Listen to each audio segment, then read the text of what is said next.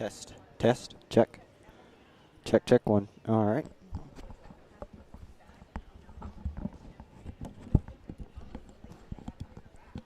Check, check, check. All right.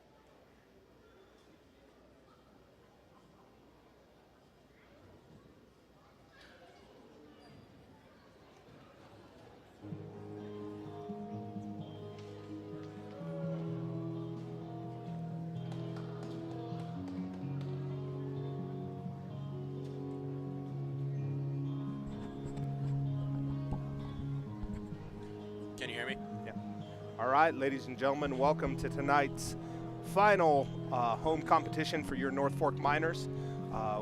We welcome the visiting Gunnison Cowboys. Tonight's going to be a little bit different format, not necessarily a different format. We're going to have a couple lady-girl wrestling matches. Gunnison has one female competitor. We're going to wrestle a match at the beginning, and then also we're going to have tonight's senior night. While we're doing that, we're going to recognize some of our Booster Club sponsors. We're also going to recognize some of our North Fork wrestling sponsors as well. But we're excited to host the Gunnison Cowboys tonight. As usual, I'm Curtis Hintz, and I'm joined alongside Lucas Wiggins. How you doing tonight, Lucas? I'm doing good. How are you? Doing rocking and rolling. I'm going to see if we can get turned up here a little bit, just so we can hear each other a little bit. But we appreciate everybody tuning in tonight. I believe we're going to do senior night first, and then we will move forward with our competition. While we're waiting, a couple different kids that we're excited to look at. Gunnison, they're in the 3A classification at 106 pounds. They've got a ranked kid, Damon Funk. He's ranked number 15 in the 3A classification. At 113 pounds, Brock Fry is ranked number 5. We watched him this past Saturday at the Fight at the Fork. They also have Devin Gomez at 120 pounds. He's currently ranked number 4 in the state. However, he has not competed the last handful of competitions. He wrestled at the Florence tournament, but we haven't seen him back yet. So I will touch on that. I was talking to Urek before this, and from my understanding, we will see him tonight. That's what also. Gunnison, they dueled Buena Vista last night, so that was a good duel between two highly competitive teams, as we're looking forward to that tonight. So it looks like after talking to Coach Urich there, Lucas, looks like we're going to have Devin Gomez at 120s. And then at 126 pounds for Gunnison, Royce Urich, number 2 in the state. At 140, he's tough. Yeah, he's solid. Solid. That was one of the highly anticipated. Runner-up last year, yep, correct? Yeah, one of the highly anticipated matches at the Fight at the Fork was that 126-pound championship match, Royce versus Lane Hunsberger of Cedar Edge, who's currently ranked number 1 in 2A, and Royce did a great job, and it was a good, hard-fought 6-minute match, and Who won that? Royce came out on top there. Then we move to Gunnison's next ranked wrestler at 145 pounds. We've got Miles Harris, and then their final ranked wrestler at 182 is Caleb Vincent. And looking at your North Fork Miners, talking to Coach Nate Wiggins a little bit as far as, always looking to get good matchups for your North Fork Miners. As far as ranked opponents at 145 pounds, senior Dawson Morgan is currently ranked number 4. Then at 182 pounds is Justin Madison, but we know that he's been wrestling at 170 pounds, so it'll be interesting to see where they have him on rankings next week, seeing that he's been wrestling at 170s. At 195 pounds, Trenton Gaston is ranked number 6. And at 220s, Malachi Deck Jr. is ranked number 8, and then Sam Ware, another junior at heavyweight, is ranked number 12. Right now, we're going to take a pause, and we're going to let the PA announcer, Mr. Sini, we're going to do the national anthem and seniors, and our announcement, or our senior night right now. So we're going to pause here, and we're going to turn the microphone over to the gym audio.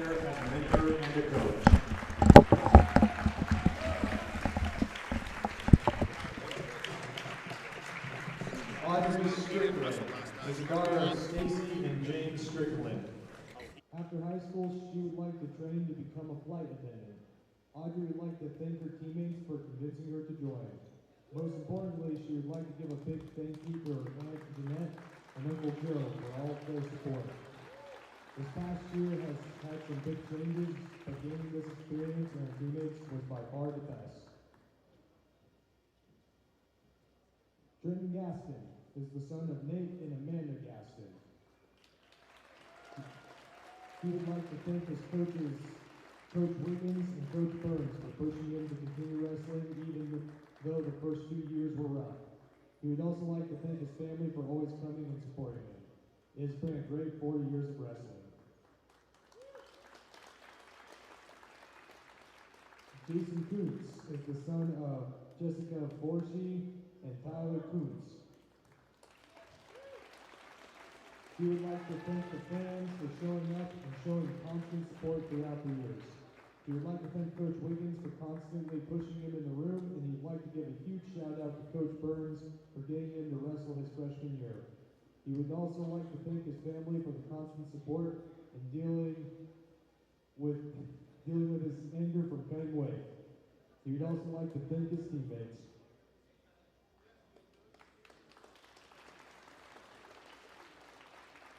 Lorenzo Picchi is a foreign exchange student from Bologna, Italy. He would like to thank his host family, Karina and Casey Miller, for supporting him while he is at North Fork, and his teammates and coaches for making wrestling a fun part of his experience here.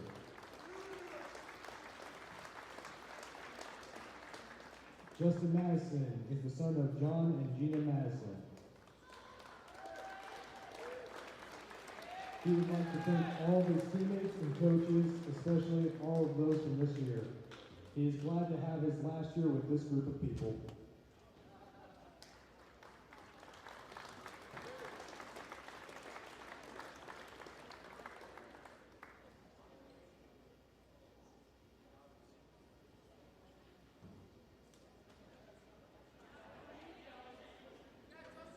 So now I'd like to invite everyone to please stand and remove your hats for the singing of the national anthem by North Fork High School junior Tori Clark.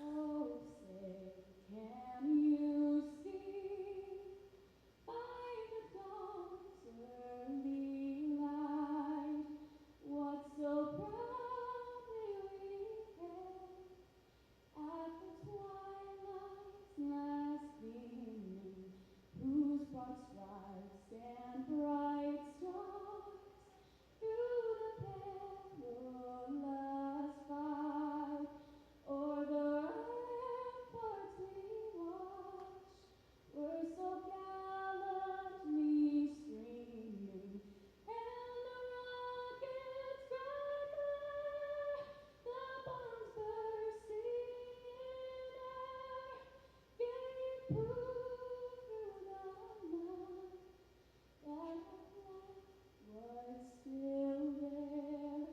Oh, say does that star-spangled banner yet wave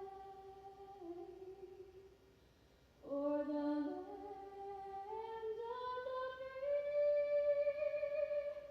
and the home of the brave?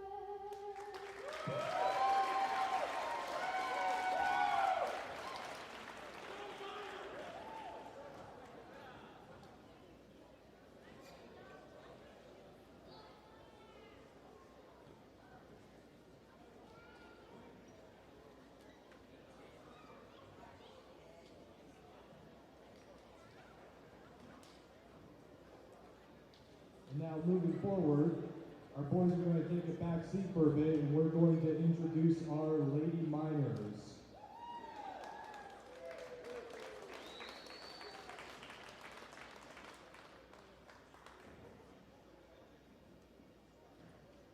At the weight class of 100 pounds, we had sophomore Emily Reedy.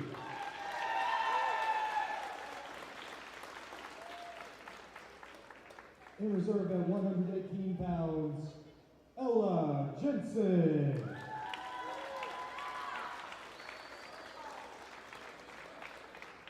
In reserve at 127 pounds, junior Haley Lozano.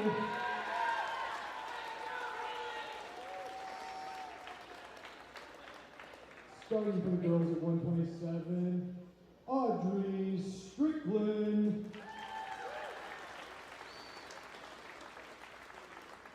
In reserve at 136, we have Jaylee Hall.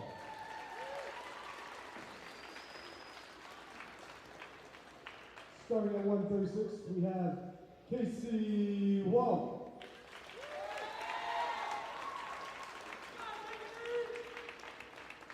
And at 161s, we have Yasmin Campos. And wrestling for the Cowboys at 136, Harper Andrews.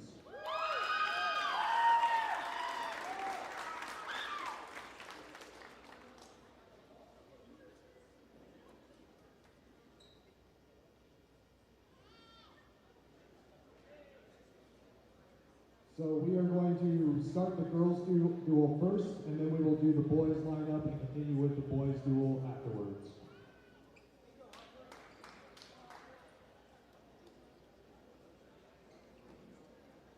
All right, ladies and gentlemen, welcome to tonight's duel versus the Gunnison Cowboys with your hosting North Fork Miners. We have, before we start the boys wrestling duel, we're going to have one match on the girls' side. I'm pulling that up real quick. Gunnison Cowboys have a girl wrestler at 136 pounds, and so she's going to be wrestling Casey Walk first, and then at the conclusion of the boys' duel, we'll have an exhibition match with her versus Jaylee Hall. Excited to have girls wrestling in our county. Casey's actually attends Cedar Edge High School. Excited to have her a part of the North Fork Miners girls wrestling team, and excited to watch her compete tonight on the North Fork wrestling mat here in Hotchkiss, Colorado. This actually should be a pretty good match. I believe that both of them are ranked in the top 10. Yeah, you know, I know Casey's ranked number 4, pulling it up right now, and Harper is ranked number 10. So a top 10 matchup here with the girls. And it's definitely nice to see those, you know, before you get into the state tournament and before you get into regionals. It's nice to have that, you know, that top 10 matchup to really, feel where you're at. Yeah, kind of sharpen the saw a little bit, see exactly where you're at.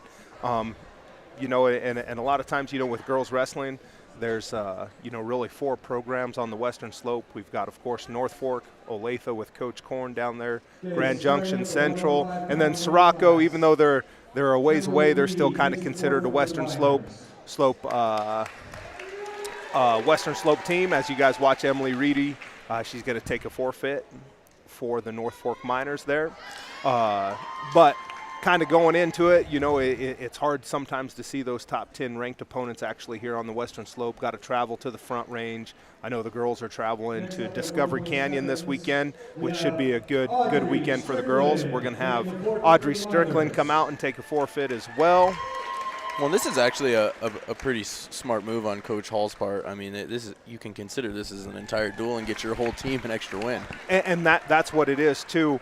You know, with the ladies, there's, you know, not a lot of criteria, especially last year in a COVID shortened season. Not a lot of criteria unless you happen to be a state qualifier and a state placer going into that state meet. The next seeding criteria is winning percentage, and so every win counts at this point. Like you said, is the wins here at the dual count towards these girls is winning percentage.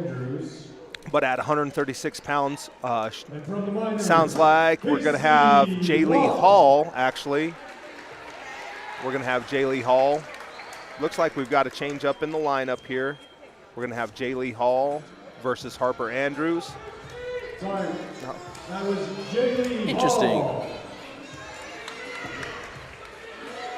Jaylee, first-year wrestling, however, comes from a strong wrestling family of the Halls here in the North Fork Valley. Older brothers have wrestled and competed and have been state placers, and actually older brother Colton's the head coach.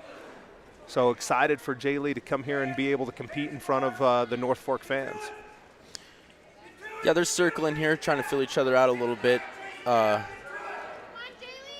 Gunnison going in for a rush and sneaking underneath. Looking to dump it over, and she is going to get the 2 and finish that Russian. Yeah. Instant crossface cradle. Uh-oh. Jaylee's in a little bit of trouble. Yep. Want to see her fight hands. Harper Andrews of Gunnison in good position. Yeah, picking up near falls. That's a really nice cradle.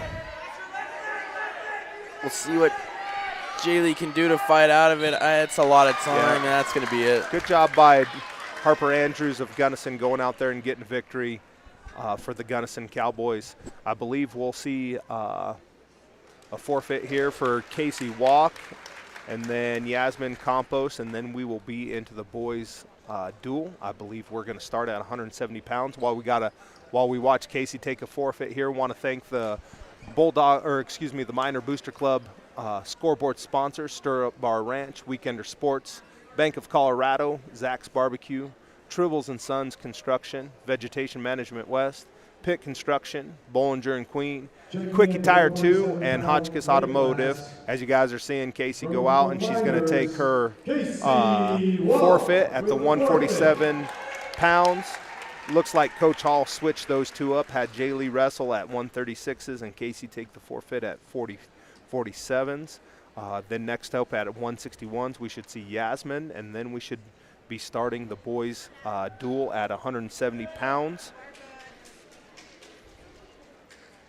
Now for the 161-pound weight class. Yeah, I'm interested why Coach Hall decided to flop that. You know, just kind of behind the scenes, you know, I think Casey dealing with a little injury there right at the beginning during those warm-ups, wondering if they'll wrestle that as an exhibition match towards the end. You know, you never know. As you start warming up, you know, you get a crank here or something, and then not quite ready to compete. Yeah. But good for those ladies to get in a little bit of mat time as we move forward. I would have liked to seen that match, honestly. it would have been a good one. So maybe they'll do an exhibition at the end of the boys. I believe we're going to start at 170 pounds. We're going to have senior Justin Madison versus Caleb Vincent of Gunnison. If I remember correctly, Justin, you know, like we visited a little bit beforehand, ranked at 182s on Tim Yon's on the mat rankings at number 12. You know, Justin had a good showing at the Fight at the Fork, took took second place. Caleb Vincent also placed second, but he was wrestling up at 182s, and so it looks like Caleb made his weight loss descent and is at 170. So that should be an excellent match to start off the duel at 170s. Probably the best one of the night. Yeah, you know, two top ranked kids in the state of Colorado. Then at 182 pounds, we'll have freshman Jacob Carver. And I believe he'll pick up a forfeit there. At 195s, we'll have Trenton Gaston versus Preston Gomez. At 220s, Malachi Deck versus Omar Bernababe. At heavyweights, we'll have Sam Ware versus Cesar Flores. At 106s, Mitch Finlinson versus Talon Kevler. We will be open. North Fork will be open at 113s. Damon Funk will pick up the forfeit there. At 120s, Traven Stevens versus Brock Fry. 126s, Jason Coons versus Royce Urig. 132s, Ian Wallace versus Hunter Vincent. 138s, Lane Stroh versus Kenny Gonzalez. 145s, Logan Farnsworth versus Miles Harris. 152s, Dawson Morgan versus Josh Brockschmidt. And 160s will be the final match of the varsity duel, Ace Conley versus Christian Carone.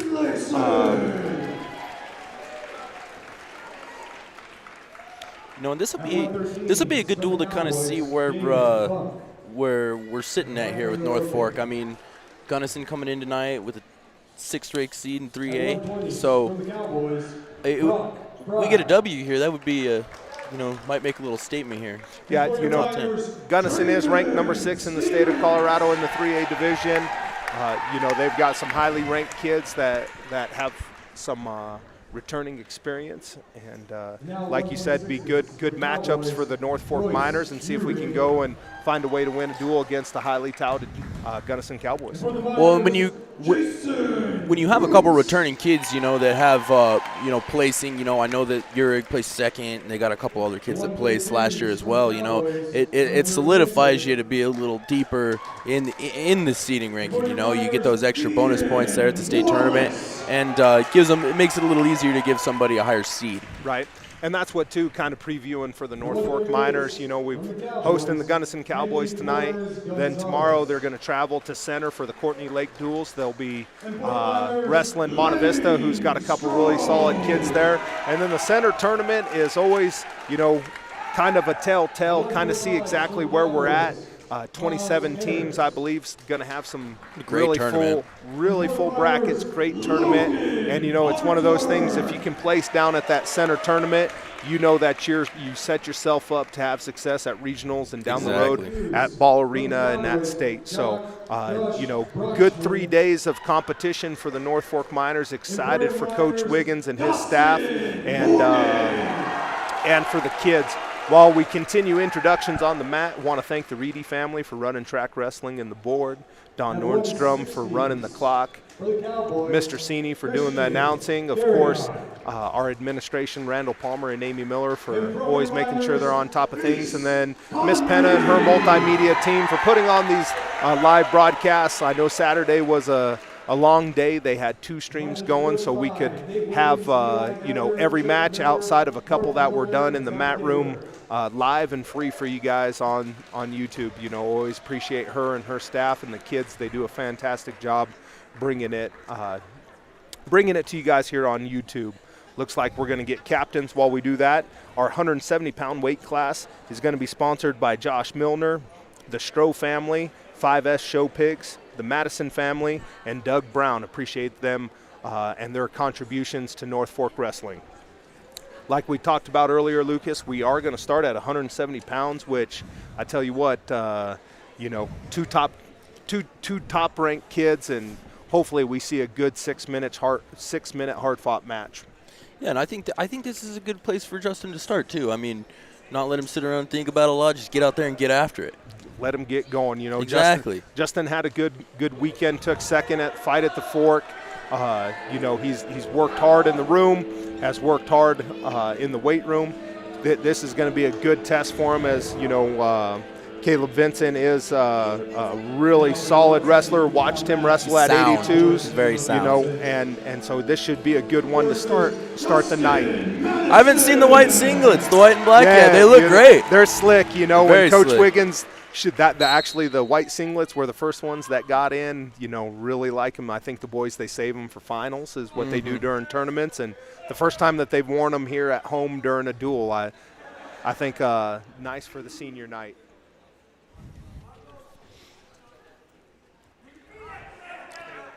Nice double leg defense there.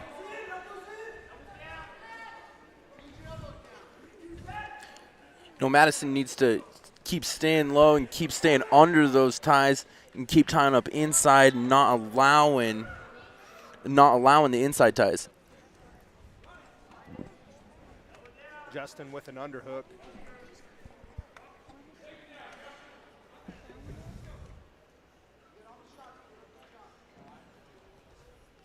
Both still doing just feeling out here. Looks like Justin was looking for an underhook to try to set up that classic double leg he has. Nice shuck by Vincent, looking for an inside trip, doesn't get it. Justin did a good job of staying good defense square. there. That's the key. You have to stay square there on those pass bys. Justin with an overtie. Caleb with that underhook. I think both, you know, similar ability, similar strength, style, you know, too. and similar style. Justin, good change of level. We're approaching 30 seconds left in this first period. Both guys tying up wrists. You know, not a real deep shot by either guy. Nice slide by, good change of direction by both gentlemen. You know, and this is kind of the first. This is kind of what I expected here this first period with both of these two guys. You know, just high level of respect for each other, and you know, one mistake from either can end the match. Right.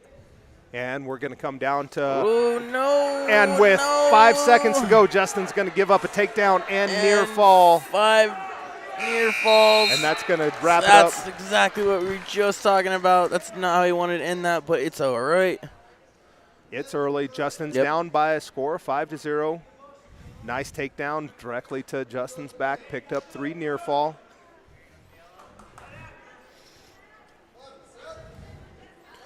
So we take bottom here. It's going to be crucial that we do not hang out down here. We got to get up, reestablish our stealth. Looks like Caleb's we're got fighting a deep off wing. a chicken wing immediately. Standing up to our feet is good. Coming up. I was blown out for safety. I would believe there's still a little room to work there, but that's what he needs to do. He needs to come up, come to his feet, We're at a minute 47 in the second period. Justin's going down. I think we got a little blood time. Justin's got a – looks like, you know, you kind of get those mat burns from being on the mat at this time of the year. Looks like one came open on his knee there. So we've got a little bit of blood time. Oh, it's almost impossible to keep those from bleeding too. You know, I know taking a little bit of time here, getting a break in action, but like we said, you know, with 5 seconds remaining, giving up the takedown and giving up that near fall, you know, kind of put Justin in hole. Hopefully he can battle back and score some points and get out of bottom. Hit a couple moves, get to his feet, get one, reset. Well, that's a good thing. That's almost a good thing for Justin here is give him a little mat awareness and to learn, you know, especially when you start wrestling these guys that are his size too. I mean, because he's a big kid, where you're at on the mat. Right, and where you're at in the match, you know. Exactly. With 10 seconds, you know, I know Coach Wiggins calls it a meeker, grabbing two, you know, putting 2 on 1. We called it Parker, you know, back when Coach Flores and I were coaching at the high school level, where you're tying up a wrist and you're just knowing where you're at in the mat. And we're back underway. Justin hitting a switch. He's going to Justin's get it. going to get a switch. Oh, no. Points awarded as Caleb. He reversed it really quick. That was – Caleb got right back in on legs. I thought Justin was going to get 2. Good movement by these both. Nice return by Vincent. He's got that wing locked up again. Yeah, he's definitely looking for the wing continuously. Vince's going for a little bull ride here. Too long. I think we're going to get one here. Here we go. That's what we needed. With a minute 15, Justin's down by a score 5-1. It's going to be crucial here for him not to give up another takedown and get his own. Yeah, he needs to create now. He's got nothing to lose. He's down by 4. Goes for a head and heel. And he's so close on those. He just needs to bring Vincent's level down with him when he goes. Vincent working an underhook. They break, come back to the center of the mat. 45 seconds remaining in period number 2.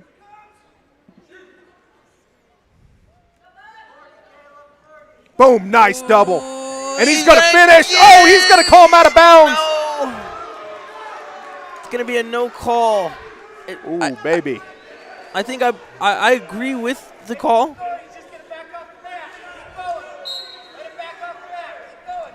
Beautiful double leg by Justin.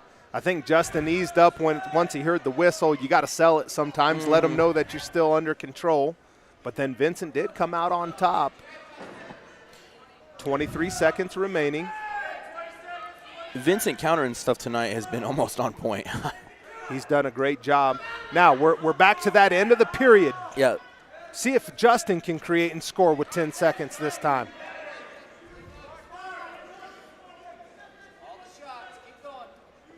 Oh. Score. Justin in on a front headlock. Just going to run out of time there. Just run out of time. It stayed in good position. And Vincent's going to go down to start the third period at 170 pounds. Justin Madison down by a score of 5-1. Gave up that 5, gave up a takedown and 3 near fall with 5 seconds remaining in that first period. Justin with a good return. You know, Justin's got to keep his pressure forward here and keep him broke down. Looks like he's got a wing. He does have a wing here. He's got a wing. He's going to slip over the top. We're going to get reversed there. I thought he had that wing locked up. I thought he did too. So here's Justin. Minute 30, 90 seconds remaining, and he's going to get a ran in a wing of our own. And it looks like we're going. That's a tough position to be in. It is Caleb's tough. got the far wrist locked up. Justin fighting hard, trying to come over the top. Minute 15. Tough spot to be in here. Vincent's going to try to settle in over the top. This one's. Minute 5. Long time to be fighting down there. See if Justin can get an arm through. For the dual points.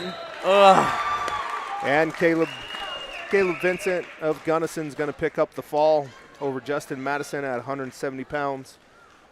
He showed up. He showed up to wrestle, that's for sure. You know, Justin wrestled pretty dang solid. He did. Just needed to finish that first period and give himself a position to be by 1 there. Next up at 182 pounds, we're going to have Jacob Carver. He's going to take a forfeit. That weight's going to be sponsored by the Winberg family, the Deck family, and Jim Strutt. And then next we're going to go on to 195 pounds, senior Trenton Gaston, From the Cowboys, Doug and Kathy Bryant, Hunter Bryant, Tribbles and Sons Construction, Eddie and Tammy Marta. Appreciate all those people for their support of North Fork Wrestling. Now, how does sponsoring those weights go? You know, Coach Wiggins has kids go out and ask for donations. If you donate, pretty traditional way of funding, for wrestling programs. Put your name or your company's name on the back of the shirt there, and we appreciate everybody that's donated to North Fork Wrestling, also the North Fork Booster Club as well. As Trenton's in on a shot. Shot by Gaston, come up. Let's see if he can, he's switched off to a single. He's coming up stiff back. Let's see if he can finish it. He needs to circle to the leg and get an elbow on the mat. But now he's got a deep crossface. And we're going to give up 2. So we're at 195 pounds. Senior Trenton Gaston down by a score 2-0 over Preston Gomez of Gunnison. Gomez in the all-black. North Fork Wrestling in the white singlets as Trenton gets Gaston's back to his feet. up. And now he's got one. It was a good way to recover. It was a good way to recover. You like seeing Trenton being offensive on his feet. He's just got to finish that shot. He was in a good position. Get back to your feet, change off to a double, and run him, and I think he scores there. I agree. But good job by Trenton with 55 seconds remaining, getting back to his feet. And it's hard being stuck under there. Especially at these big boy weights, you know, these bigger guy weights. You got to get your head out to the side and circle to that single leg, get an elbow on the mat. Get back to your feet, too. That's where that meeker comes in. That's right. And we're going to have 35 seconds remaining in the first period. I know Coach Wiggins would like to see with these shorter time periods, 30 seconds left, that we're getting a couple points or getting one coming up off the bottom, but we'd like to see a takedown out of Gaston here.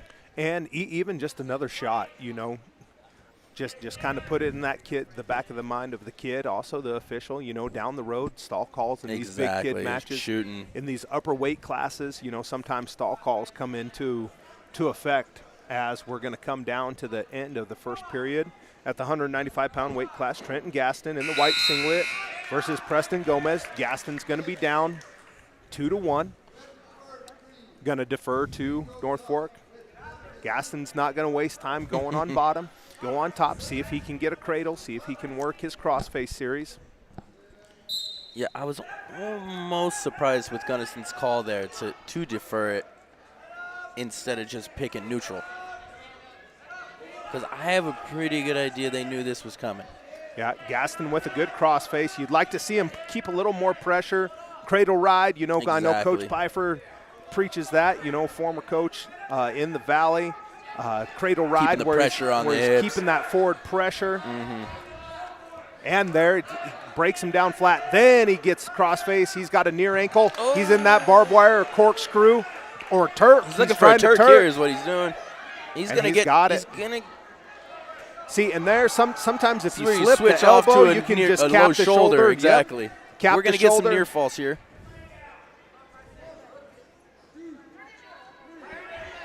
So Gaston with 1:05 remaining is going to pick up 3 near fall. He's going to be up here, but it'd be great to see if he could get a fall with 1 minute remaining. So now he's going to be up by a score of 4-2 with 55 seconds to go in period number 2. These bigger guys, sometimes you got to wear them down a little bit before you can even have a chance to slap your pinning combination on him. And he's fighting. He knew this cradle was coming. He's fighting it pretty well.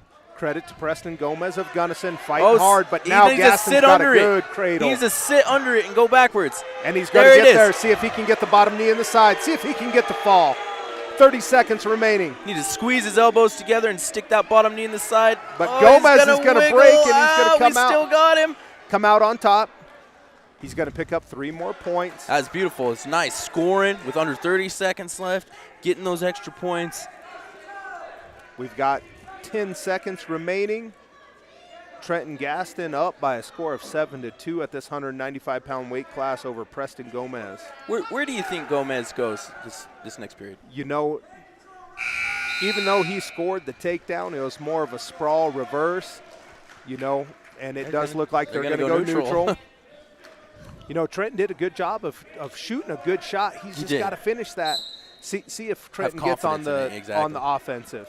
You know, you're up by a score of 5-2. You don't want to give up any throws. No headlocks, no lateral drops. But see, nice little head and heel. Oh, he's got to bring him to his level.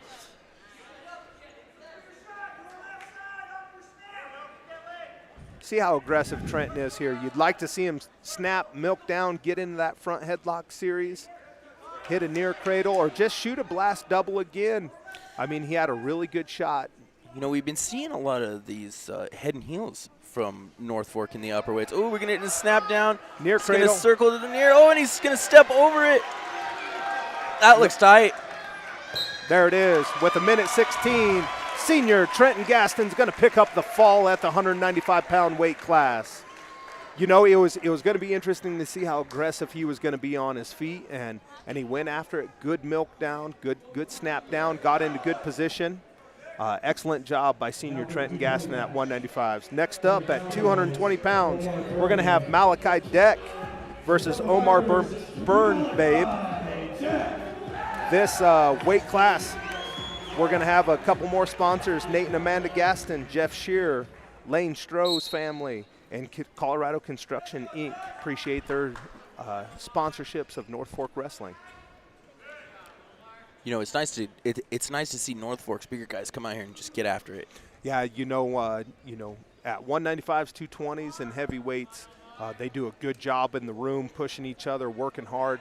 I know Trenton works out with Justin quite a bit as well, and you know, they don't necessarily all the time wrestle like big guys. You know, a lot of times you see big guys just kind of, you know, those 2-to-1 matches.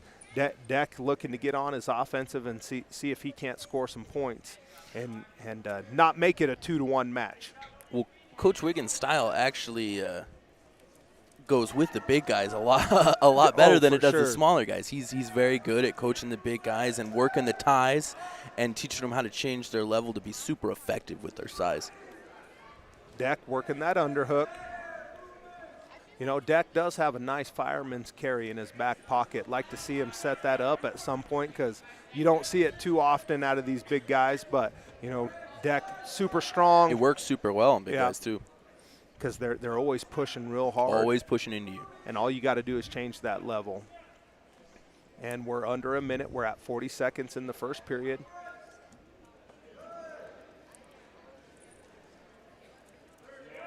You know, and sometimes it makes you a little hesitant when you go out there and you feel, you know, another guy that's just as big and strong as you are, you know. So sometimes it takes a second to feel. There it is. Deck with a nice shoots shot. That single. He needs to come up with it.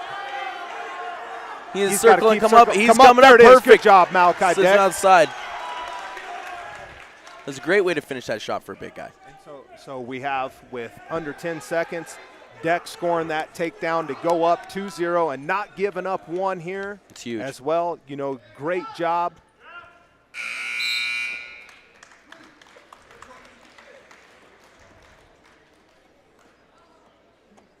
It's going to be Malachi's choice. He's going to go down right away. I like that call. You know, I think he's got a great switch, great stand-up. You know, even for a bigger guy, he can hit a Granby too. There's the switch right away. And now he's going to be into a front headlock. See if he can't get a near cradle. But he's going to just spin around and get two. That. You know, I like when I see, you know, having coaches, having their bigger guys take bottom in the second period instead of deferring, because then sometimes in the third period you get stuck on bottom with a lot of weight up on top, and it can wear you down when you're already tired. For sure. And also, you know, it comes into play in that ultimate tiebreaker too. We've seen it, you know, it's your choice, whoever scores the first points of the match as well. So sometimes that if it's a 0-0 match going into the second period, you come out and get that first point off bottom.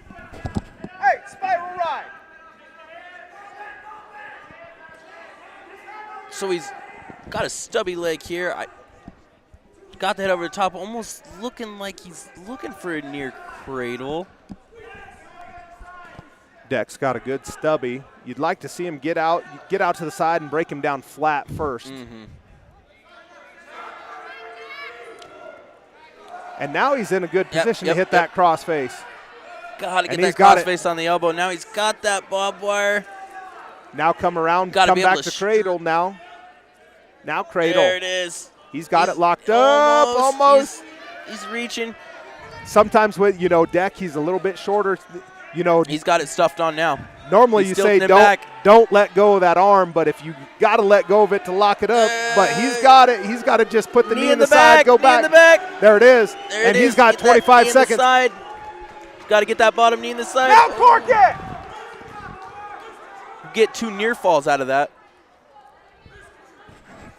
Sometimes you get those bigger guys, and those cradles are just so hard to hold on to after you got a little sweat going. Yeah, now he's in a position. He just needs to get his head on top and keep circling all the way around. Yep. 3 seconds remain. We've got a cradle locked up again, but we're just going to run out of time. Okay, Gunnison's going to go neutral. Malachi Deck up by a score of 7-0.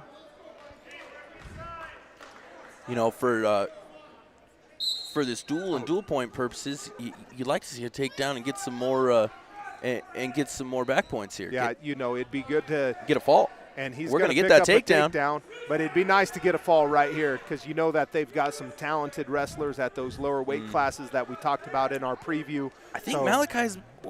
I think he's warmed down quite a bit. I think he's. I think he's going to have a pretty good go at getting him turned here. You're looking for halves, looking for wings, looking for that crossface series.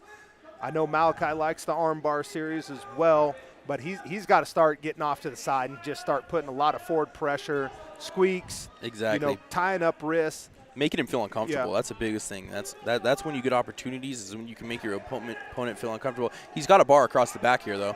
Now he's got it. Now he's got to score with it. Yep. Though, and he's scooping the head. He's just got to keep driving over. He needs to dig under that arm. He's getting it.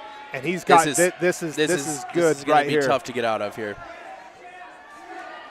He's got to get on his toes a little bit. Head get up. His chest on. Head there up. It is. There it is. Head up.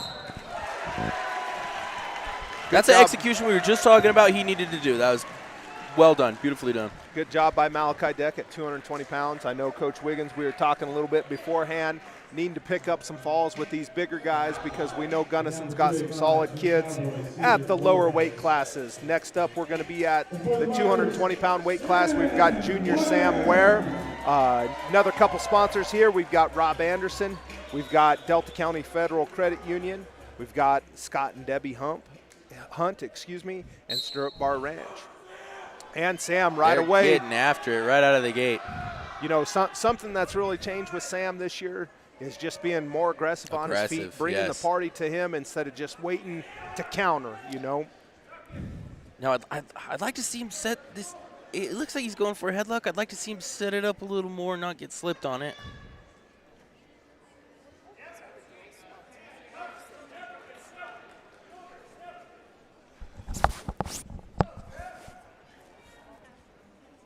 Where going in, he's still looking for a setup here. He's digging underneath, looking for a headlock. I believe we'll see what transpires. But both wrestlers still just feeling each other out here in the first period with 1:14 left to go.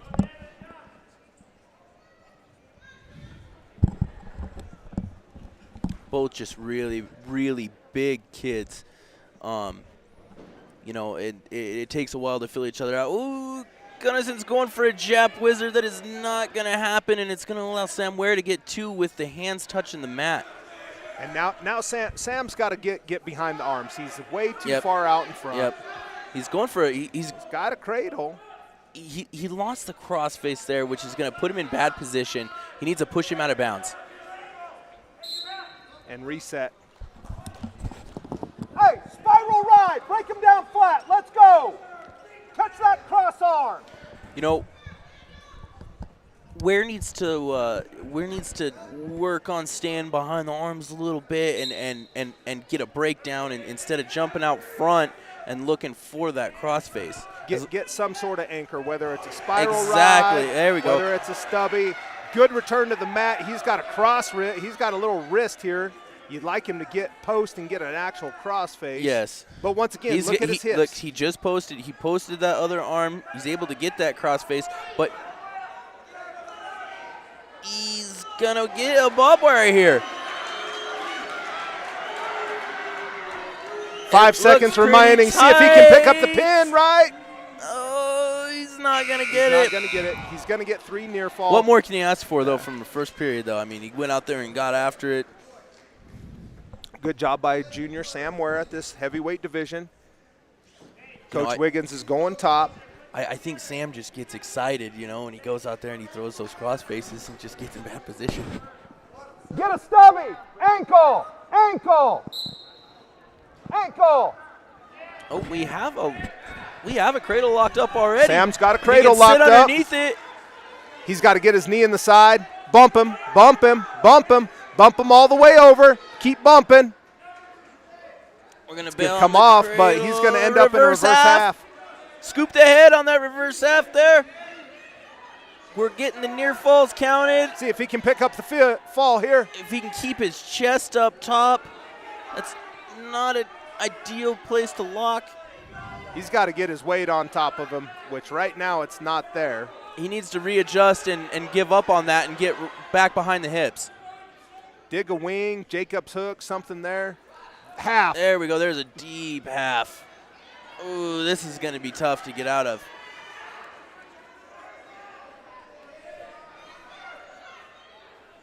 We're still looking for it. I think there it is. Ware needs to lift his Reverse head here. Head up! Get your head up! There we go. There's We finally the fall. got a pin call. Good job by junior Sam Ware picking up the fall. Yeah, hard to argue with the results. I mean, he's still getting it done. Next up, we're going to be at 106 pounds. We're going to have freshman Mitch Finlinson versus Talon Kebler of Gunnison.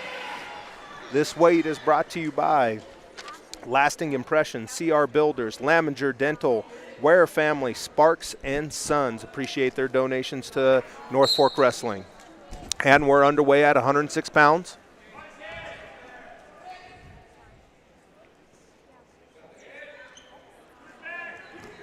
Ooh, nice. Talon finish with a there. nice shot, gonna finish. Finished on top. Mitch palms up, trying to get some sort of hand control. Yeah, you can't give up those wrists underneath. You're going to get tilted. Mitch needs to get his head on the mat, dig that other hand off, get that cross wrist off, and yeah, here comes the tilts. He's going to pick up near fall. As we sit right now, the team score is going to be 24-6 in favor of North Fork, but at this 106-pound weight class, Talon Kebler is going to be in a good position to pick up a fall, but Mitch is fighting hard. He is fighting hard, and and this is a tough place to be when you're getting overwhelmed a little bit, and you just need to start somewhere and look for hand control. That's the thing. You'd like get hand control, get wrist control, see if you can tie something up as we are at 45 seconds remaining. And Mitch needs to get hand control and seal off a little bit on bottom and see if we can work something else and come up to our feet. Another tilt looks like it's coming now as we approach 30 seconds. We're at the 106-pound weight class, and there's the second tilt. A beautiful tilt, actually. He catches him pretty well on his lap, and he's getting his elbow to his knee on the inside. Yeah, Mitch fighting hard to come back onto his base, though, which that's good to see. He's going to be down by a score of 7-0 with right at 5 seconds in this first period. Looking for another Turk and a low shoulder. Hopefully we can fight off for this last 5 seconds. There it is. So we're at 106 pounds. Mitch Finlinson down by a score of 7-0. Got to give it a go on top here, I believe. Mitch is going to go top. Put him in a position you never know can catch somebody. I mean, you got to give a kid a shooter's chance here.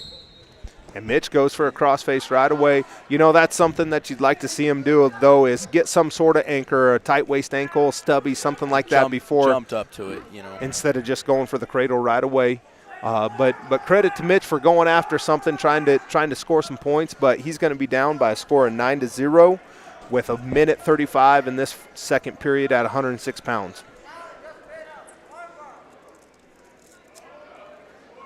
And Mitch is going to have a wing on him here with the wrist underneath. This isn't good position to be. Oh, he's able to sneak that arm out. Oh, right into a half. He's going to give up more near fall. Tough one to fight out of here. Needs to get an arm across his chest. And he's able to sneak that arm through. But Talon does a good job of re-grabbing the elbow and sucking him back down. Mitch fighting extremely hard not to get pinned with 55 seconds left to go. I can't see it real well, but that's – no, he does have that arm on He's the got side. the arm there, yeah. And with 47.4 seconds, Talon Keebler of Gunnison is going to pick up the fall. Next up at 100, tough kid. Yeah, he's real solid. You know, next up, Norfolk's going to be open at 113's. Damon Funk of Gunnison's going to pick up the forfeit, it looks like. Then at 126 pounds, we're going to have senior Jason Kuntz versus the number 2 ranked kid in the 3A division, Royce Urich. That is going to be brought to you by Fire Mountain Properties, Wiggins family, Lucas Wiggins, Eder family, Hotchkiss Automotive, and Weekender Sports. Appreciate your support of North Fork Wrestling as well as everybody else's. You know, it's great to it's been great seeing all the support. You know, I'm the head football coach. Also work closely with the Booster Club as well, and Mr. Palmer and Miss Miller, and just as Traven's in on a beautiful shot at 120 pounds. Excuse me, I jumped over to 126. We're going to have Traven Stevens versus Brock Fry. Traven with a great shot. Got to. Surprised him a little bit, I think. Exactly. But the community support of the North Fork area has been outstanding as we've brought together these two communities for North Fork High School, as Fry is in on a shot on Traven. Traven looking for a switch right away. It's going to be 3-2. Little early on that 2 call, I believe. Yeah, because, you know, Traven kind of was in on the leg real quick. I just don't think the ref couldn't see it from that position, but that's definitely 2 regardless now, so now it's it is irrelevant. And Fry with that moose tilt, looking to get it going. Traven with heavy hips, doesn't give it up. That was beautiful. You got to keep those hips heavy. Keep all that weight above your hips and not give up any of these cheap tilts. That's potentially dangerous there. He's got his shoulder cap. Once they start coming up towards that shoulder, normally you see him stop there. And Mitch is in a wing tilt here. Traven is with 42 seconds remaining. He's going to give up 2 near fall. And then he's going to continue running the wing. He's holding 2. It's the same position, same move. Traven with the opposite arm out. 30 seconds remain.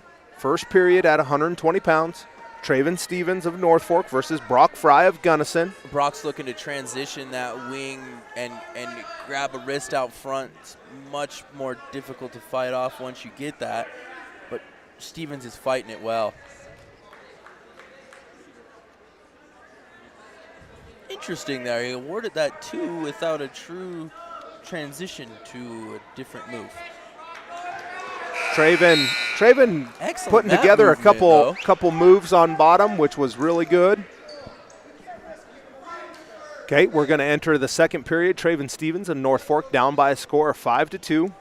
Brock Fry goes down. You know, Traven's movement on bottom can be very surprising. I think it surprises a lot of these guys when he's moving. You know, super fast. He's just gotten better each week. Yes. Each match, each practice, he's gotten better. Traven looking with a little trip, but now he's in a little bit of bad position. He's in a little trouble. He keeps scooting his hips, get a little funky here. Oh, no, and it's not going to pan out. He's going to give up a reversal and near fall. Swipes are there for Brock Fry of Gunnison. And he's got a deep reverse half now. With 1:30 remaining. Gosh, you hate to see that, too, after just battling so tough and being a pretty close match. 1:20. Traven fighting hard on bottom. Yeah, he can't seem to get that near side shoulder down. That's actually an illegal headlock. He's above the elbow. Yeah, as soon as he goes above the elbow. That's an illegal headlock! Illegal headlock! Illegal headlock! He's back down there. 50 seconds remaining. Traven Stevens and North Fork fighting hard on bottom. He's been down there for a while off of his back. He's still got a shoulder up. Brock Fry of Gunnison looking for the pin. 40 seconds remain. This is an eternity to be on your back. He's doing an excellent job of fighting this. This is just a tough place to be. We talked about it at the beginning, knew this was going to be a close duel. Not giving up pins is huge with 23 seconds remaining. And you can see it pretty well from here. He's not actually pinned. That right shoulder is up pretty high. He's got his inside elbow kicked down, and he's going to fight this period off. We're down to 7 seconds and 5. See if Traven can keep working here. That shoulder's all the way off now. Traven is going to survive the second period. He's going to give up 3 more near falls, so he's going to be down by a score of 10-2 at this 120-pound weight class. Man, he fought that for a minute and 40 seconds. He gave up the reversal, and he went straight to his back, and he absolutely battled. And that's what, as a coach, you like to see that, especially in this dual format, not to give up any bonus points. So we're back on our feet. Let's see if Traven can establish another takedown here, man. That first one, there it is. He's in on another shot. He's battling it so well, looking for that front head pinch, and then they're going to move out of bounds. That was good mat awareness. Yeah. Brock did a good job of stuffing the head. Good shot by Traven. You know, when you're down by 8, it's nice to see your kid be offensive. Oh, still going for it, still looking for still giving himself opportunities to score and keep himself in the match. You know, when you're losing 2-10, you know, you don't really have anything to lose at this point. You might as well go for it. Now Traven's in that front headlock, in that little short offense, head pinch. He's in on the elbow. Couple different things he can do out of that. But Fry does a good job of getting hand control, getting his head out. With a minute to go in this third period. Now Fry's in on a good shot. Good single leg, and he's circling too. See how he's getting his elbow on the mat, and he's circling out the back. It's hard to keep him from scoring there because he's going to reach up and seatbelt the waist. Traven needs the belly down, which he does with 45 seconds remaining. He's down by a score of 12-2. Traven with a good sit out. He's got to be worried about getting snapped back. Yeah, you can't sit there for too long. He's got the head. He's working on digging him under. He's definitely going for it here. He's got the head, and he's going to come out on top. That's definitely 2. He's in. He's got a little leg turk. Is Fry 15 seconds. This is where you know you got to go for broke. Yes. Get some sort of headlock, a Mills, come out to the front, Bulldog, cement mixer. Oh, no, and then just to get too high. You know, and sometimes that happens at the end of the match. You're going for it, but. You know, freshman Traven Stevens battling for 6 minutes, 12-4, didn't give up a near fall, didn't give up a tech fall. Only a major. And you know that you like to see that. Now we're going to jump to 126 pounds. Going to have senior Jason Kuntz versus Royce Urick.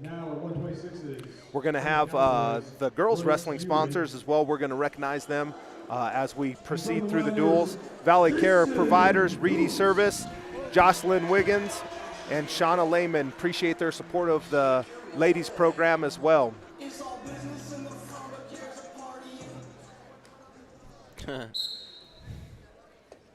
And we're at 126 pounds. Remember, we started at 170, so we'll conclude this duel at 160s. Urig, as we talked about in the intro, you know, highly talented kid, was a runner-up last year in the 3A division, ranked number 2 right now. He's in on a nice single. He's very slick, is a good way to change put it. off to a double, but look at Jason being kind of a savvy senior, grabbing the ankle.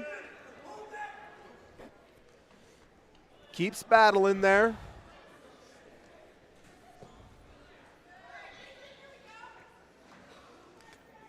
Urig's looking for that low shoulder there because he's still split in the middle.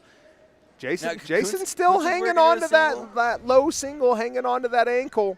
It's hard to pin somebody when they're in on your legs, you know. And I was waiting for that because, you know, kind of where anytime that ankle starts coming out of the outside of the well of the knee, they don't like that very much. They're going to stop it with 110. We're at 126 pounds. Jason Kuntz on bottom in the white singlet for North Fork. Royce Uhrig of Gunnison on top in the black singlet. He's looking for an arm bar with 55 seconds in the second period. Now he's got a wing. Kuntz is doing what he's supposed to do to keep it off, and he's got a deep wing and a half here. Kuntz does a great job of looking away, looking that half off, and now Uhrig's going for another one. Kuntz is doing a great job from getting extended and turned. And he's gonna give up the turn here.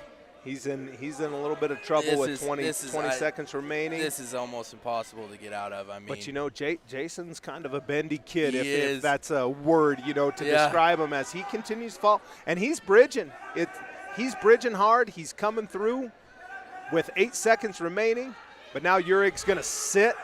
That's a tough position to be in. It doesn't get tighter than this. You hate to see your kids go there in hopes that they don't get hurt. Yeah.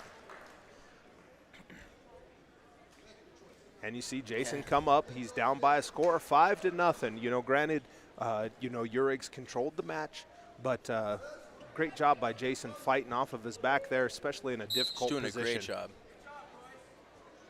Royce with a little switch. He's going to hip over, but Jason being a leech, you know, in on that leg again. 2's going to be awarded, down by a score of 7-0. Minute 45 remains. And Kuntz has given up some near fall here. And he's got so much pressure and hip up on top. It's going to be hard to sneak out of this one.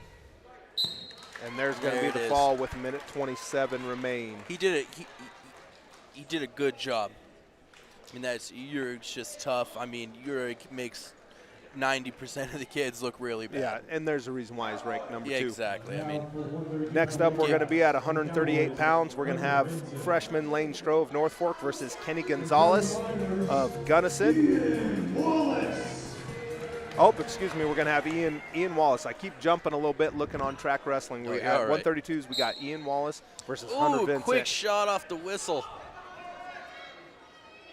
He's going to get the 2 out of it, but we come up and we're going to get 1 by Ian. Get the 1, yeah. I mean, that's a great way to recover right off the whistle. I mean, you just never know when somebody's going to take that first real quick shot off the whistle. Exactly. Now Wallace looks coming back to the center of the mat, 90 seconds in this first period. I bet he'll be ready for that one next time they go on their feet.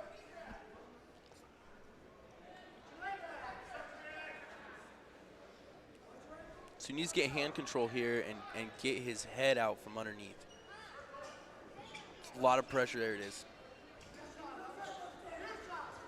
Another shot by Vincent, but Wallace is going to get around quick, and he's going to get 2. He's looking for a cradle. He almost instantly locked that cradle up. He almost had it. He's on that front headlock, or he's on that cross face, looking for a cradle. Minute remaining. Ian Wallace of North Fork up by a score of 3-2 at 132 pounds versus Hunter Vincent of Gunnison. He's trying to ball him up, but Hunter Vincent just has that hand tied up. There it is. Ooh! He's in trouble now. Rolled through. 35 seconds remain. He needs to keep that. Keep it locked up. He needs to not let go. Good job by Wallace. Keep fighting. A lot of times you see kids break the cradle. Look, and now he has it locked up again. In much better position with short time, 20 seconds left. Can he get this turn? He's got to stay hip to hip, put some pressure into him, and drive him over the top. I couldn't see it before, but now I can see it. Hunter actually has his inside hand tied up. Yeah. So he's not truly locked up as we've got 5 seconds remaining. And Wallace is going to get some near fall here. He's going to get near fall. He's inbounds. Everything's in. He's going to get a 5 count. He's going to get 5. We're going to have 3 near fall. As Coach Uhrig's questioning here. But Ian Wallace at 132 pounds is going to be up by a score of 6-2 over Hunter Vincent of Gunnison. Vincent's going to go down. Wallace had a cradle locked up nice. Picked up those 3 near fall right at the end. He's got to be careful here, though. No. Wallace giving up a reversal, fights back down to his he's- base, but he's in a little bit of trouble. Got his arm stuck back behind. Vincent with a good wing. That's He's potentially capping the shoulder. dangerous. Where's You know, it's hard to see from Interesting, here. you know, as soon as he started driving forward, he's gonna stop it there when he caps the shoulder. I don't think you can drive at all. I think any turn over the shoulder behind the It's- back is you gotta- potentially dangerous, yes. We're gonna have a conference here. While we got a little bit of break, once again, thank you to our minor Booster Club scoreboard sign sponsors: Vegetation Management West, Pitt Construction, Bollinger and Queen, Quickie Tire 2, Hotchkiss Automotive, Stirrup Bar Ranch, Weekender Sports, Bank of Colorado, Zach's Barbecue, and Tribbles and Sons. Did he call that illegal? Yeah, I think he called it illegal because I'm not for sure what. Okay, so getting a little clarification from the Reedies here. Sounded like over here in the explanation is he warned him not to drive over while he was capped. He did, and so he gave him a technical violation right away. Interesting. I'm works almost out. positive that it's not how the rule works. Yeah, but grabbing headgear now. Oh, Okay, grabbing now the when you're headgear. grabbing headgear, okay. Because Well- they did say he had a half on the other side. Yeah, and once again, ladies and gentlemen, you know we're trying to see everything from here. It's hard from one vantage point. You know, Oh, he needs to scoop this bottom leg and keep coming out the back. yeah. We've got 50 seconds remaining. You know, the official, Mr. Bollinger's done a good job controlling the matches tonight. Veteran official, and that's what you want during one of these close duels, as Wallace does a good job fighting off of his base, kind of in that danger position as 35 seconds remain in the second period. Ian Wallace at 132 pounds for North Fork, up by a score of 7-4. Yeah, it's huge if he can win this match here. You know, as you go in, you know, you always say the reason why you compete is because on paper it does. You know, Exactly.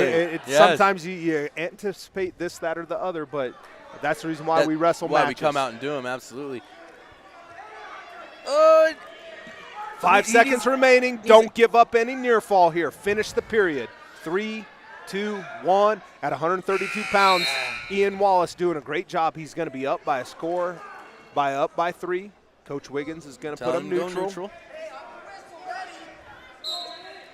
Yeah, he was ready that time. He had those hands up. Okay, we're at 132 pounds. Ian Wallace of North Fork in the white singlet versus Hunter Vincent of Gunnison. Team points right now is in favor of Gunnison, 28-24, but a big match right now at 132s. We need a circle here. We need a circle here. You know, he's in a little bit of that tie that you like him to get a little get temple to temple, get some sort of elbow or wrist control out of that. Just when you're ear to ear, you have no space to function. Oh! And I was about ready to say the one thing you don't want to give up is a throw, and we're in a headlock. And Wallace fighting extremely hard here not to give up any near fall. He's doing they're a good on the job, edge of but the it's mat. so close. If he Out knows of where they're bounds. at, and he's going to give up swipes. I was about ready to say when you're This tied is up like not that, a good place to you be. don't want to get thrown. And he got. Oh, thrown. he's able to recover, and now he's going to be. He's going to be down by 1. He's got a chance to get to his feet. 50 seconds remain in this third period, but he's got to get his head off the mat, and he's got to get up. Short time, down by 2. Give yourself a chance to win here. Ian, let's go. Yeah, got to come up. We got to score. 35 seconds remain. He's got plenty of time. You know, we need to be looking for a switch. You know, with him out front, you know, scooping over the top. He can't step over there. Yeah. It tangles you up, and now He's we're in a trouble. deep half. He's in trouble with 20 seconds remain. Needs to but look, he gets to his look base, away and peel that hand. which he's doing. He's fighting Look real away, hard. peel that hand. Vincent of Gunnison working for the fall. He's got 10 10 seconds seconds. to make something happen, and it's hard with all this forward pressure.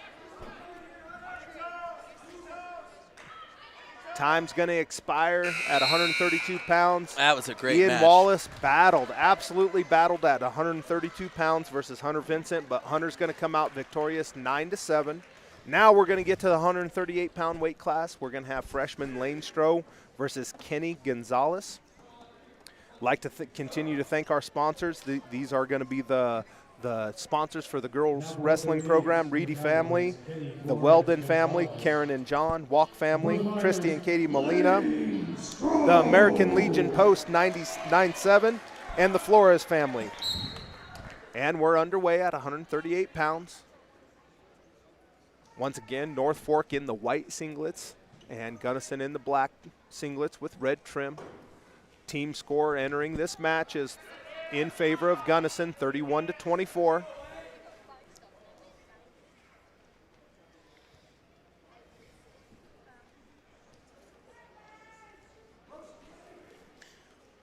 Little bit of motion on their feet. Nobody really tying up wrists. No shucks. No true shots yet. And there's a nice little shot by Lane. Back to his feet and finish. His single leg. Change off to a double. Change off to a double and run it. You know, he's in a great position to run the pipe here. If he can suck it up, he's good job by Gonzalez of fighting that off. You know, Lane's arms were so long that he was locked so deep, and there's a nice double leg. He needs to come up. Turn the corner, big step. Turn the corner, yes. Big step, turn the corner, big step, turn the corner again. Keep so scooting, big funky. step. There it is. He's going to get over two. it. He needs to step over here. There we go. We got the two.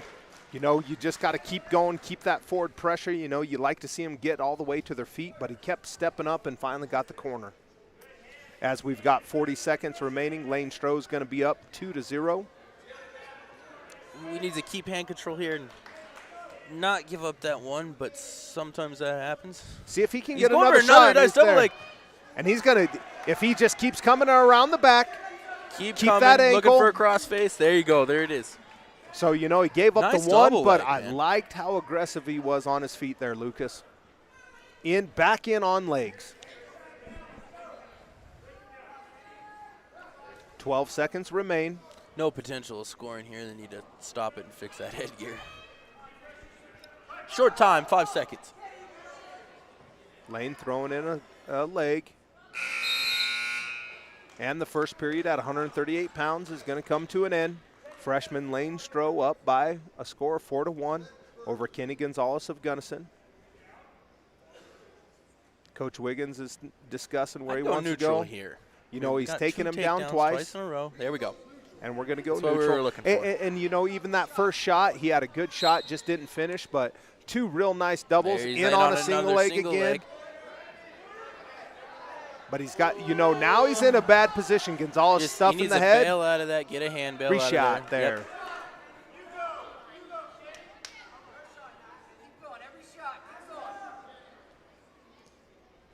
We're at 1:35.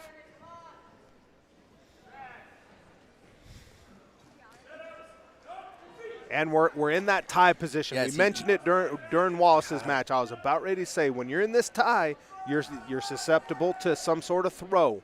And that's the last thing that you want when you're winning 4-1 and you've been controlling the match is give them a little bit of life in this match by getting thrown.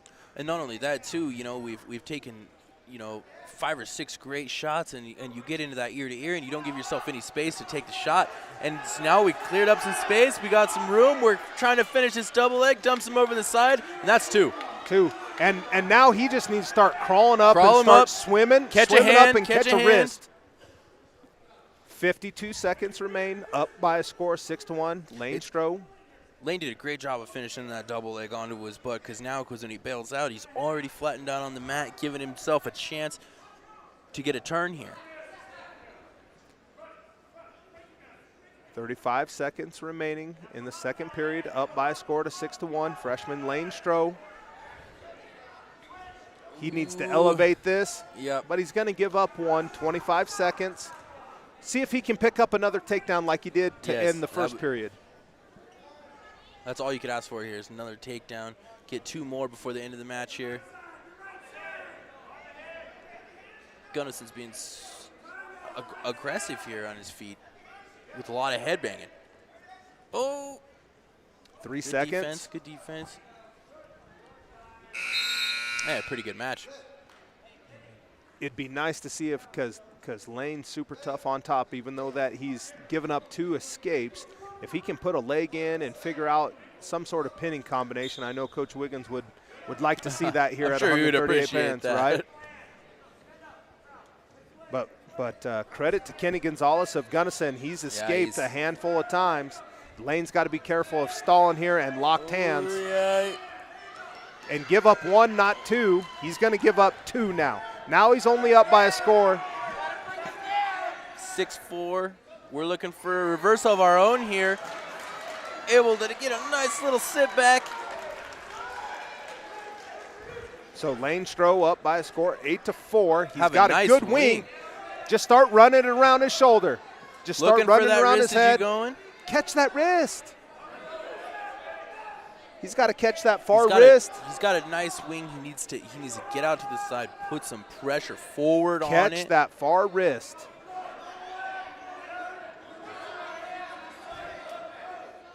He's got that deep wing, but he keeps letting that far wrist go, Lucas. Yeah, he's struggling at keeping him broken down. He's 50 seconds remain, and he's going to give up 1. Okay, we're still up 8-3. So it'd be nice to see that. 8-5? Yeah, 8-5. Excuse me. 8-5. Up by 3 points. I got you. 35 seconds remind. I mean, Lane.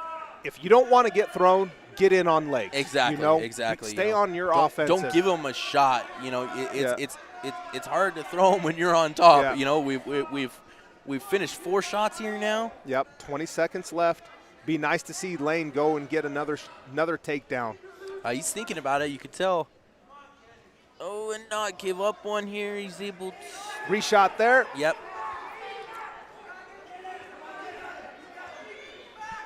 Got 4 seconds left. Let's see if he can refrain from getting taken down as time expires.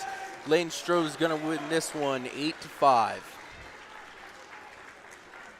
Good solid match by Lane. You know, the big thing is in that first period he was in on legs and did it a couple different times and finished up those. Well, and it was nice. It's nice to see too, when he didn't finish his shot, he come back up and he tried again, got another shot, got another takedown. It did an excellent job. Next up, we're going to be at 145 pounds. Logan Farnsworth versus Miles Harris. We're also going to recognize girls weight sponsors or girls wrestling sponsors. Dog Pound Wrestling. Single leg. As Harris is going to be in if on he a can double. Sprawl it out. It's hard to sprawl when you're in there. Not straight to his back. He's able to roll out of it. Like we talked about, Miles is a highly ranked wrestler. He's going to have 2. He's got a wrist locked up pretty tight. Logan looking to control some hands and come up. He's got a real deep waist here. Not sure what Logan's doing, just kind of hanging on, trying to suck him under. Minute 15, little tilt. Logan, do we got locked hands there? No, he had that wrist out front in the deep waist, yeah. But it's nice to pretend from the back. Yeah. Locked hands. Get a point and get a restart there for Logan. Mm-hmm. As we're at 50 seconds remaining at 145 pounds. Miles Harris of Gunnison up by a score of 4-0. Team points, Gunnison in favor, or Gunnison in the lead, 31-27. We knew this was going to be a close duel.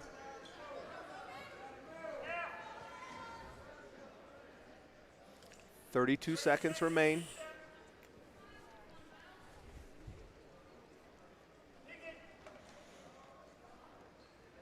Logan doing a good job of not getting turned. Yeah, he's doing an excellent job considering all the pressure he's had on him. Since the takedown, he's had a deep waist or a cross wrist or something the entire time and having pressure forward. He's done an excellent job of actually not getting turned here. With 3 seconds remain, Miles with looking for a Trella or a Cherokee there, trying to figure out how to get a turn there, but Logan fighting real hard on bottom not to get turned. He's going to elect to go top. Continue those sponsors, Dog Pound Wrestling, the Jensen family, Tammy Geisler and James Schaefer, Joe and Tony DeLuzio. Appreciate their support of our girls North Fork Wrestling program. As Miles goes for a little turn, a little boot scoot, little not quite a Granby, and Logan did a good job following and coming back out on top. Yeah. Farnsworth right off the gate switched sides, and then he tried to sit under it, and he followed him super well. Almost had him in trouble. Logan with a good crossface. Good forward pressure. Minute 28. He's got a half on. He Or is sucked he- up or underneath. he's and had in a little- like a low shoulder. Yeah. type. He's in that spiral ride is Yep. where he's at. I thought he had a half on, but now Miles does a good job coming out to the front. And he can't get stepped over here. Yeah. Oh, and he's going to give up 2 reversal. Down by a score, Logan Farnsworth. As Miles jumping all the way over the top, trying to get a tilt. Logan doing a good job of just flattening out. That hurt my neck. Yeah. Down by a score, 6-0. 45 seconds remain in the second period at 145 pounds. Miles has got that, that's been the tough part for Logan. Every time he's on bottom, Miles is doing a good job tying up a wrist. Just suffocating You him. know, I mean, it's tying up a wrist and that forward pressure. That's how you'd like to see North Fork ride, tying up wrist, good forward Absolutely. pressure. Now he looks like he's going for a Torella. 20 seconds remain. Ooh, he's going to. Is he going to get any near fall? 10 seconds. Farnsworth has been extremely resilient. You got to give him some credit here. There's some near falls. 2 seconds remain. Gonna be down 8-0 at 145 pounds. Now for Farnsworth here, you keep going for it, but the goal is to not give up any more bonus points. Exactly.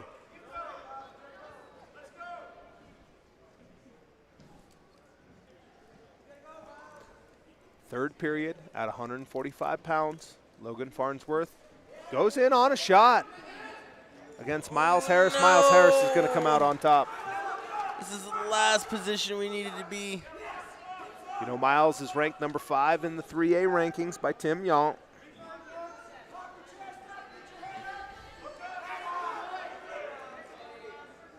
Logan's got that shoulder up, scoots out. Now he's in trouble. He's got both legs locked.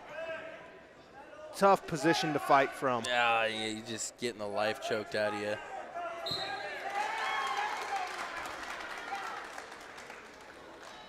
With a minute and 13 seconds left in the third, Farnsworth's going to take a fall here.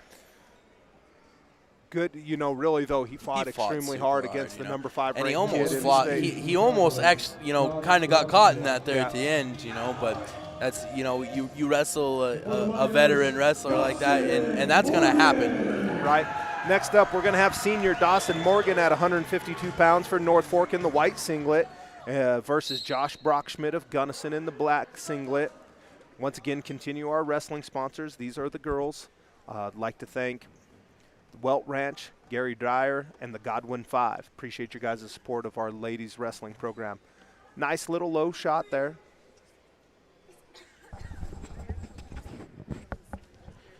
Morgan's looking to tie up these hands.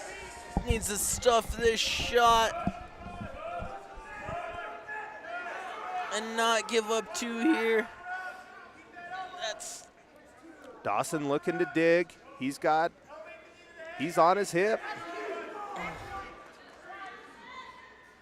when he's straight into a Peterson. I couldn't have been much of a worse transition. And he's going to give up 3 near falls here. But he's holding 2. Is he holding 3 now? He is holding 3 near falls.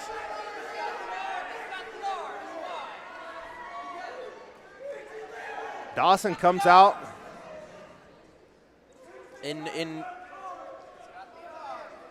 Now he can't figure 4 there. Figure 4 or scissor the head in any manner. That's illegal.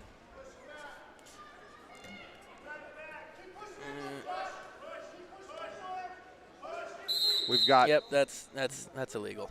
We're going to go 3 there. Technical violation.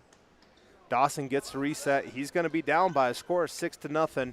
You know, he gave up that takedown, got into a little bit of a scramble, ended up into a Peterson for Josh Brockschmidt of Gunnison in the black singlet. You want to see Dawson score at least one here to finish the first period, you know, as he's to his feet. Definitely a rough start. You know, we need to keep fighting tough here and not give up any cheap points.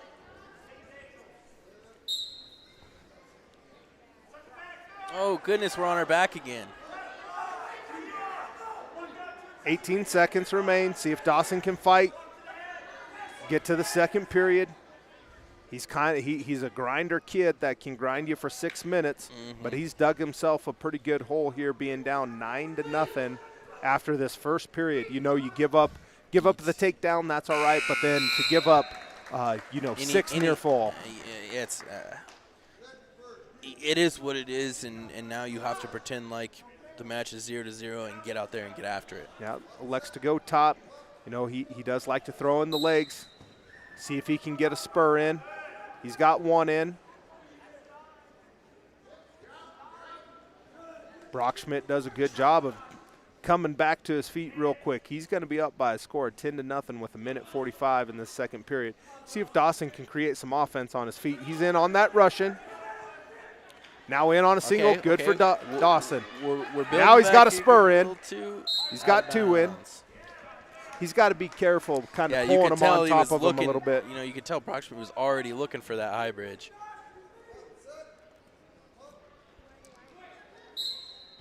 Oh, we're going to cut him here, and we're going to start from our feet with a score of 11-2. Brockschmidt's got the lead here over Dawson Morgan. 1:20 remaining. Dawson needs to create some offense. You know, he got in on that Russian arm, looked pretty solid there. But now Brockschmidt's in on that.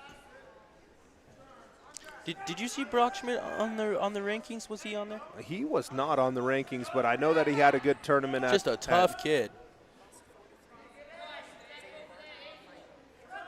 Yeah, he was in the finals at the fight at the Fork. He's not on the current rankings, but, you know, he may be on there eventually. Yeah. I mean, he's had obviously tough. Yeah, he had a good tournament last Saturday here at North Fork High School at the fight at the Fork.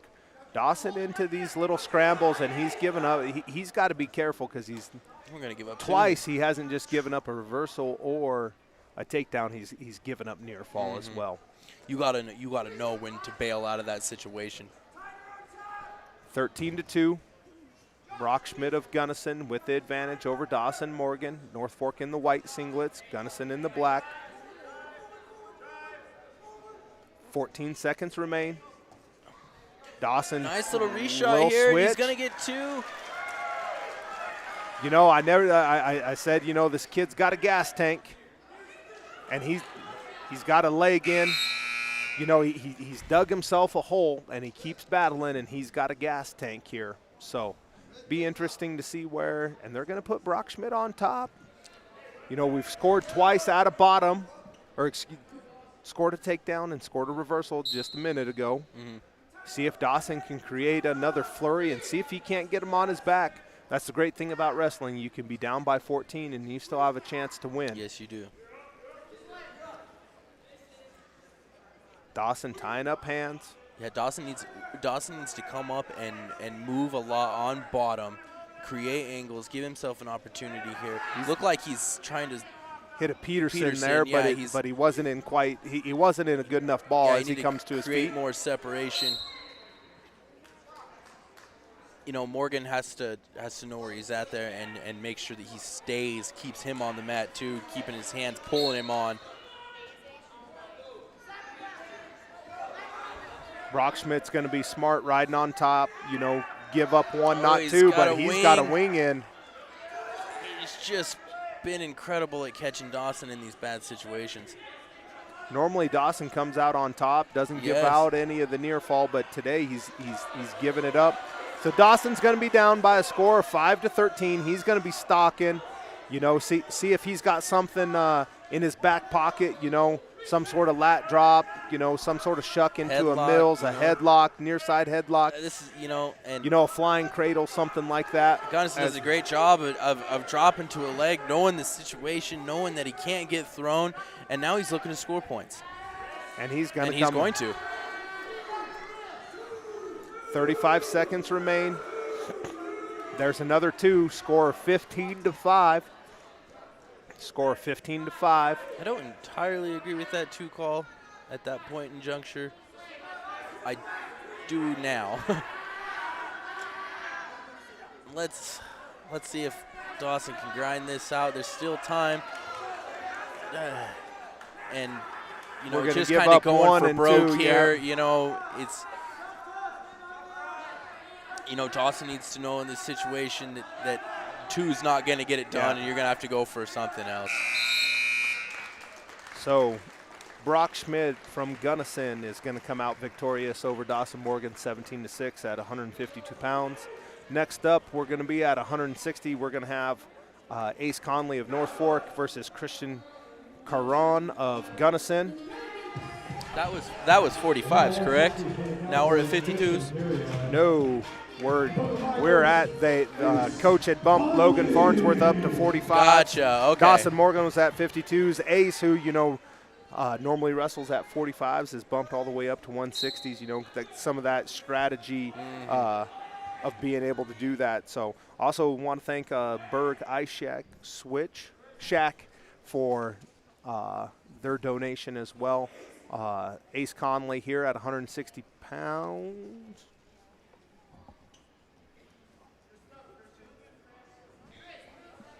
Versus Christian Caron of Gunnison. Once again, North Fork in the white singlets. Ace in on a shot. He's on a double. He needs See if he can finish. He needs to get his head in outside or get his head up the middle. There, he pops There it out it and is. he's He able to turns turn the the corner. Beautiful.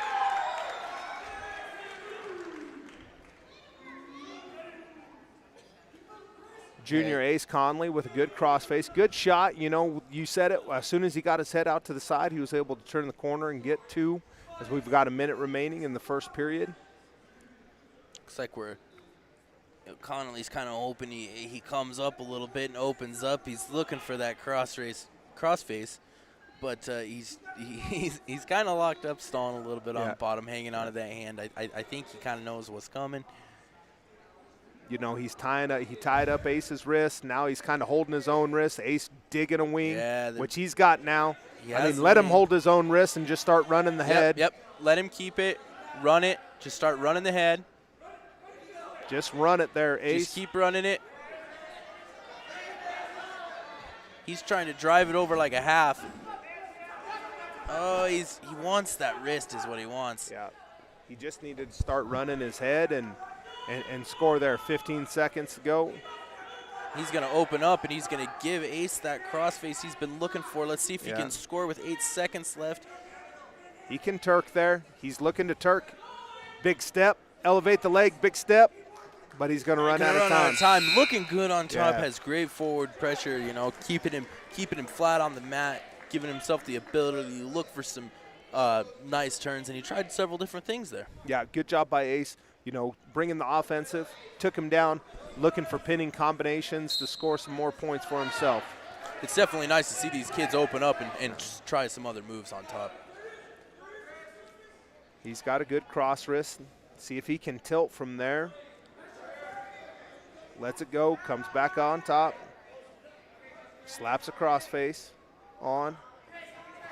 You know, and sometimes here you almost have to put a stubby on when you're really getting these guys that are stalling on bottom. You have to get a stubby and let them come up. See, there's a stalling call there. Kind of we're waiting for it, you know, because he's done a good job. You got to open up on both sides. Right. You can't just sit on bottom. And Ace doing a good job. Forward pressure, tying up a wrist. I mean, you can just grab those one-on-ones and just start circling the head, grinding them down a little bit at minute 10 in this second period. And he's got a crossface here. We'll see what he's able to do with it. He's stepping him up. He needs to step the head high and jam him.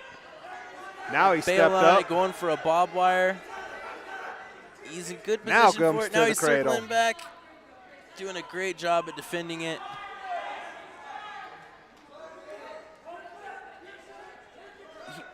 You know, sometimes when you get those kids turning that hip the other way, you just reach down and Turk it. Right. 35 seconds. Ace going from He's doing a great, barbed wire. He's doing a great job at transitioning to all the moves.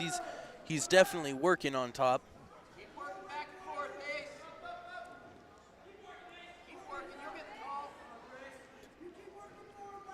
Forward pressure. Yes, still working.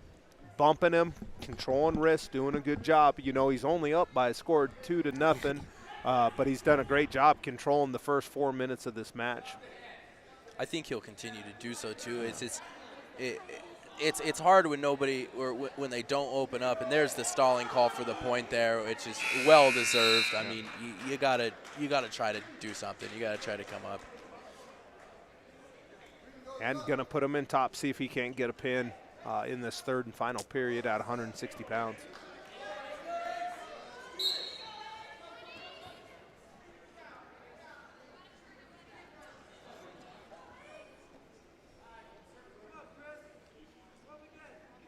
A lot of the same here, just good hip pressure out of Connolly, looking for that crossface cradle or anything really out of a crossface series.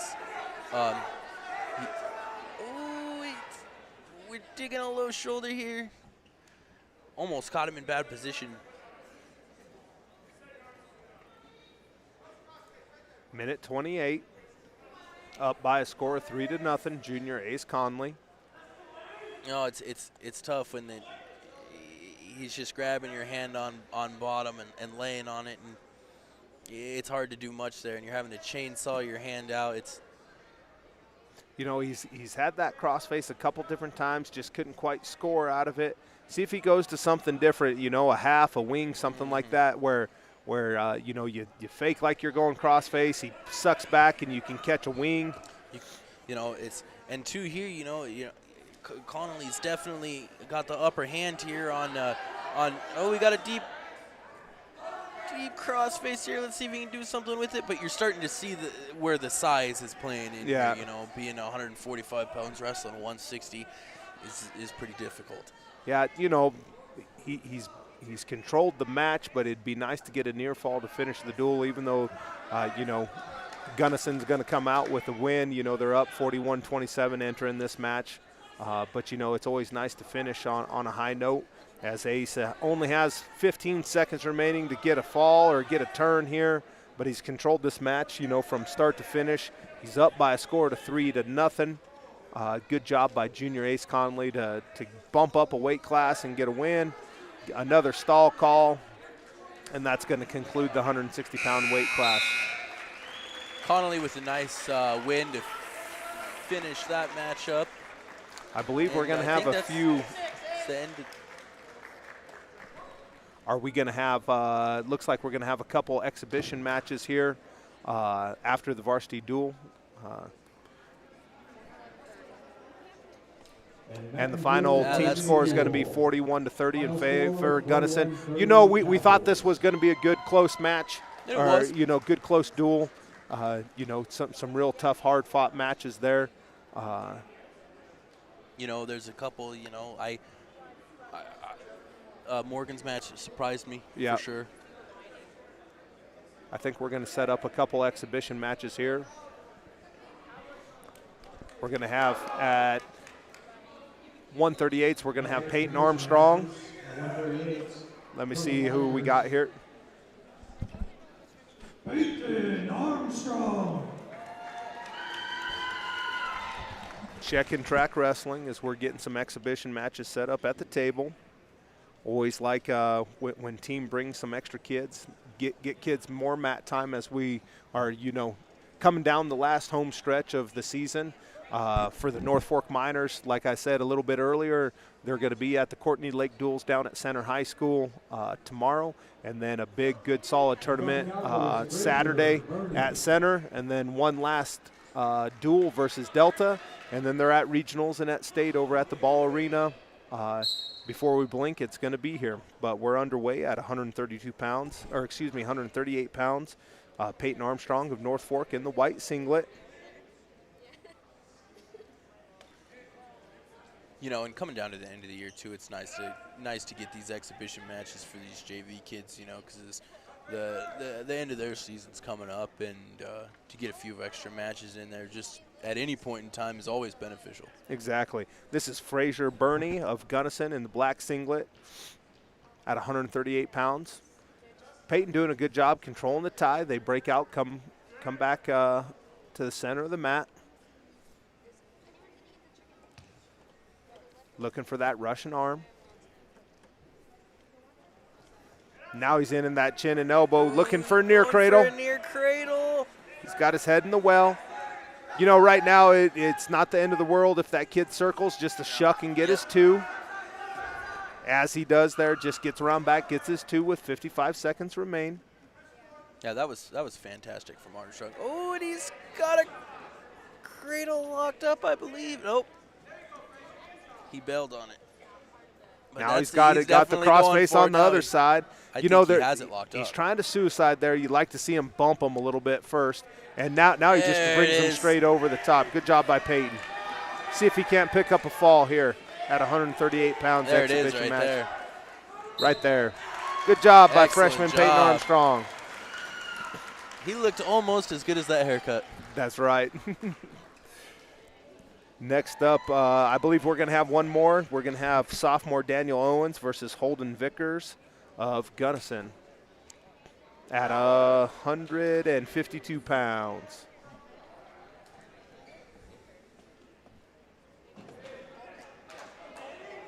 Holden Vickers of Gunnison is going to be in the black singlet. Danny Owens of North Fork going to be in the white singlet.